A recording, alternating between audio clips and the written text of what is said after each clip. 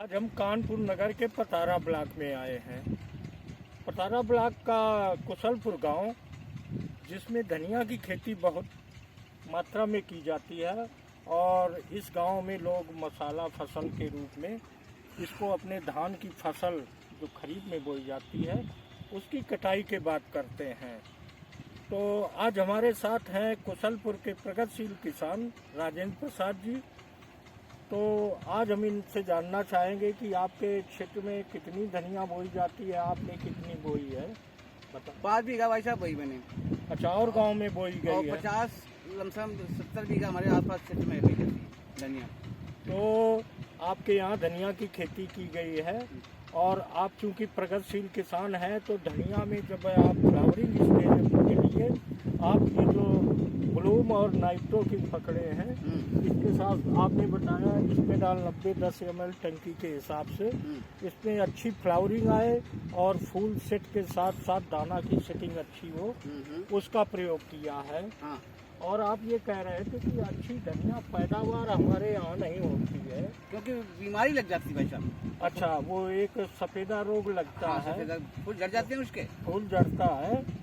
तो वो क्योंकि फरवरी का महीना ऐसा होता है जब दिन का टेम्परेचर अधिक होता है, रात का टेम्परेचर कम हो जाता है, उस समय ये फफूंदी जन्य बीमारी फसलों में विकसित होना शुरू हो जाती है।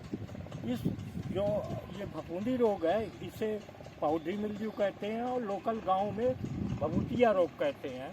हाँ, भभूतिया रोग लोग जानते हैं इसको। हाँ, कि भभूतिया रोग लग गया। हाँ। अब हमें दिक्कत हो जाएगी और निदान साधारण किसान नहीं जान पाता है कि कैसे हम निदान करें।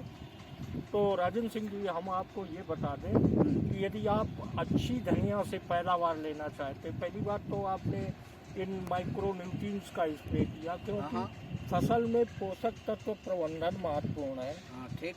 क्योंकि लोग धान की कटाई करके ज़्यादा से ज़्यादा NPK खाद देते हैं। हाँ, हाँ, हाँ। और उसके बाद वो कोई विशेष जानकारी नहीं होती इस वजह से जो है। हाँ, वो यही कर देते हैं। ये जो आप पकड़े हैं ये माइक्रो न्यूट्रिएंट्स इसमें है, इसमें फल फूल के लिए बहुत बेहतर फार्मूला है। तो आपने ये किया है तो आपको देख रहे हैं कितना अच्छी फ्लावरिंग आपके खेत में आ रही है। अब बात करते हैं भभूतिया रोग की। हाँ, हाँ। यानी पाउडरी मिल्ड्यू की।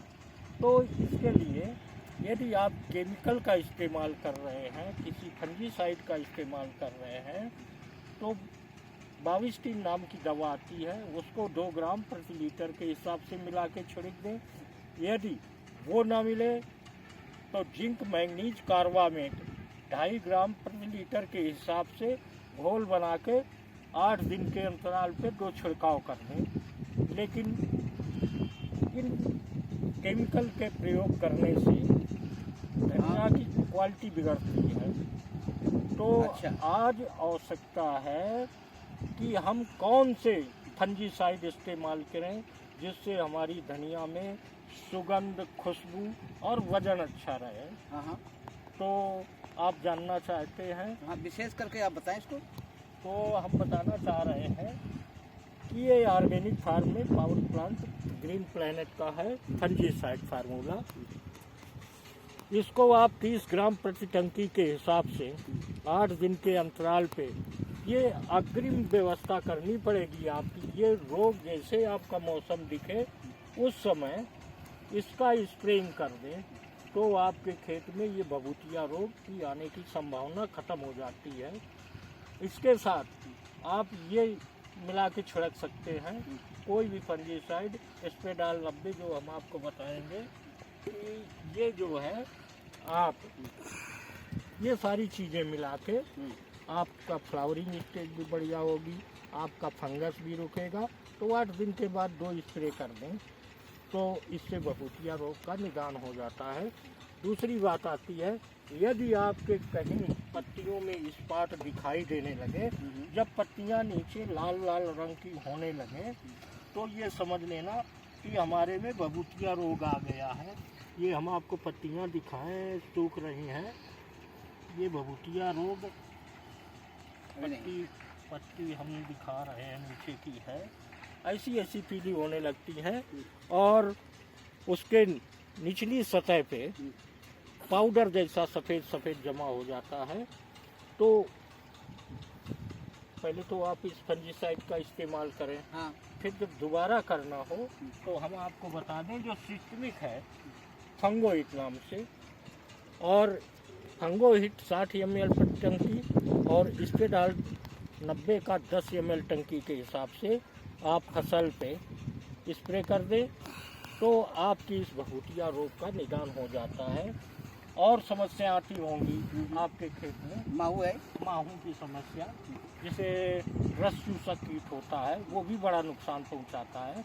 जैसा कि आपको हमने बताया कि जब मौसम में उतार चढ़ाव होता है या बदली आती है, उस समय आपके खेतों में माहू कीट का प्रकोप हो जाता है।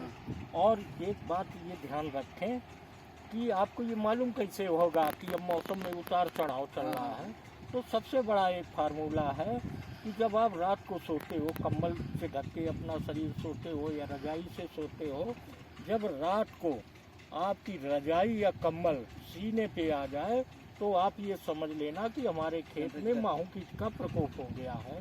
या फिर वातावरण में तमाम माहू के कीट उड़ना शुरू हो जाते हैं, तो उस समय कोई भी कीटनाशक आप इस पर छिड़क सकते हैं, जैसे क्लोरोपाइरीफास हुआ और तमाम के कीटनाशक आ जाते हैं, तो उनको 1 से 1.5 ml प्रति लीटर के हिसाब से छिड़क सकते हैं। इसके अलावा ऑर्गेनिक में आते हैं तो सबसे बढ़िया नीम ऑयल है।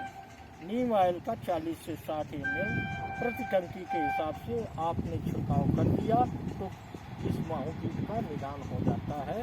तो इसके साथ आप इस तरह से इसका प्रयोग करेंगे तो धनिया में आपको अच्छा मुनाफा पैदा होगा। धन्यवाद।